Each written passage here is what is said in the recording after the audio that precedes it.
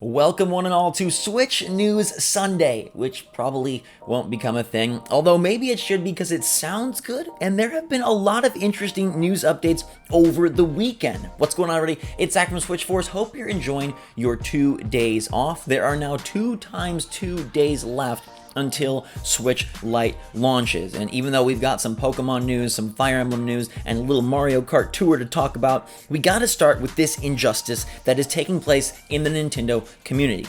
I have seen the Switch Lite. I played the Switch Lite. Maybe you saw my video giving you hands-on impressions and telling you that the gorgeous, beautiful, mango popsicle yellow Switch Lite is the one that pops the most and the one that shines the brightest. Apparently this news has not gotten out to the world as a whole, so we need to spread it out there. Because back in July, IGN took a poll based on pre-orders, and they found that yellow was the worst performing color of all the Switch Lite options. They found the Zacian and Zamazenta Switch was the best by far, which it is the best by far, but it's not coming out till November, so it does not count right now. In their poll, turquoise had a slight lead over gray. Well, fast forward to now, approaching launch week for the Switch Lite, Nintendo conducts their own poll over on Twitter, and they find that gray is still beating yellow, and turquoise is almost tripling yellow. Now, I do agree that that beautiful aqua blue is a very nice color, but yellow deserves much better than this. Over on Amazon, yellow is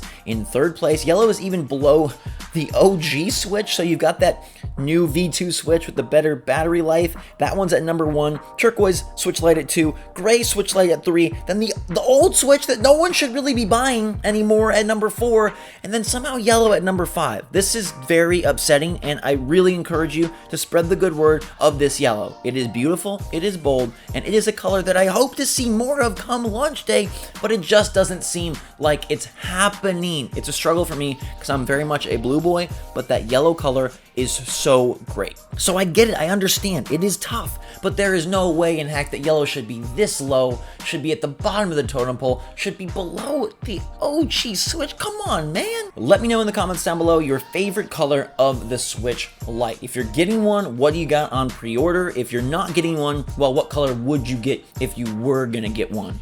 And some of you better say yellow. I'm telling you, it's a shocker. Maybe you gotta see in person. I thought my video did it justice, but apparently not, because the polls show that yellow is in last place by a lot, and we've only got 4 days to change that tune. Now, speaking of changing your tune, I'm having a little reversey, I think, on Mario Kart Tour, because initially I was out.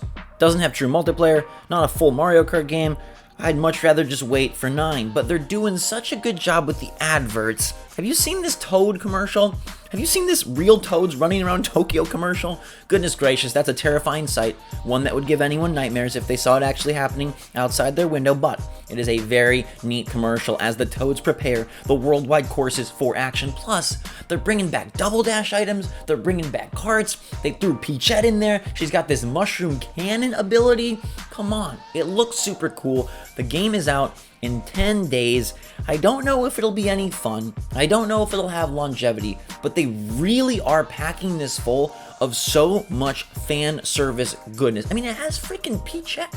It's a little bit of a dangerous proposition, you know, the whole Bowsette thing, but it's Peachette, so it's kosher, it's cool. I think more so than most of their mobile efforts, this one is really evoking the franchise, and maybe it'll be cool to take on the go with you, always on your phone, even when you're not at your console. Wait, you can carry your Switch with you everywhere. You have your console with you always. You can have Mario Kart 8 Deluxe with you always, so probably Mario Kart Tour will not take any substantial amount of time away from my Switch play, but I really love what they're doing. They're selling it hardcore. They got cool characters, great commercials, and a whole lot of awesome looking items from across the years of this beloved series. A series that everyone was super excited to come to Switch was Fire Emblem, and it appeared this year with Fire Emblem Three Houses, a brand spanking new big console game, one of the best, and now it looks like it's gonna be the bestseller real quick. NPD's Matt Piscatella was talking on Twitter about Fire Emblem Three Houses and how it was number 2 in July overall, number 4 overall in August. That's really awesome. But better yet, he says that he thinks in September it will overtake any other Fire Emblem, specifically Fire Emblem Awakening, I guess, because that's currently in the #1 spot for the franchise, as the best-selling Fire Emblem of all time. Now, NPD is only calculating physical sales, so if he included digital, he says it would be for sure the champion. So after 2 months, this game is the champ, which is awesome. I know everyone loves Fire Emblem Three Houses. It is a massive adventure on Switch, and it's super good to see a series like that getting its shine. You know, it's done well on handheld. People have sung its praises for years. There's definitely a hardcore audience, but it seems like it has really moved out, much more mainstream this time, crushing sales and doing a very, very nice job for Nintendo. As a side note, Astral Chain did an awesome job in August as well. It earned itself a top 10 NPD spot. Now it came in at number 10 overall, but that's still pretty sweet for a very niche game. And Nintendo continues to own NPDs. In the top 10, they've got 5 titles. Fire Emblem Three Houses was at the top for the Switch, then Smash Bros. Ultimate holding strong, Mario Maker 2 still doing well, Mario Kart 8 Deluxe clutch forever. They had 5 of the top 10. Half of the top 10 NPDs are Nintendo Switch exclusives. Boom. They also have 10 of the top 20. We've got Breath of the Wild, Super Mario Party, Marvel Ultimate Alliance 3 The Black Order, and New Super Mario Bros. U Deluxe still selling for some reason, all in the top 20. So half of the NPD 20 for August is Nintendo. How you like them apples? Okay, last but not least, we gotta touch on this mysterious Pokemon that has appeared. It is all jumbled up, it's all pixelated, giving me Masingo vibes, but it's not. It's an actual Pokemon. At first, I thought it looked like a rabbit-eared Cubone, but if you flip it on the side, it really is looking like a hulked out Farfetch'd, and you know what that means. We may have gotten our first glimpse, albeit pixelated, of Sirfetch'd, which is an incredible Pokemon that I cannot wait to witness. This would be the Galarian form of Farfetch'd, of course, and of course he will be very regal, very punctual, very official, wielding his leek with as much pride as you possibly can put into a little bird boy, and I really hope that they will reveal more Pokemon this way. It's kind of a fun game to play when you get them all mixed up in a little jumble, and maybe you gotta rotate them in your head and then see what people come up with. The fan art for Sirfetch'd is looking glorious. He's way buffer than I expected. It doesn't look like he'll have his British hat like I was thinking, but it does look like he's got that leak on lockdown. Now, there is a chance that maybe it's not Sirfetch'd whatsoever, and perhaps it is a bunny-eared Cubone type character, but I'm banking on Sirfetch'd. We know that is a thing. Galarian forms have already been revealed. They're probably ready to reveal more. They're not giving us the starters till, I'm guessing, October, so hey, Sirfetch'd would be a great fan-servicey character.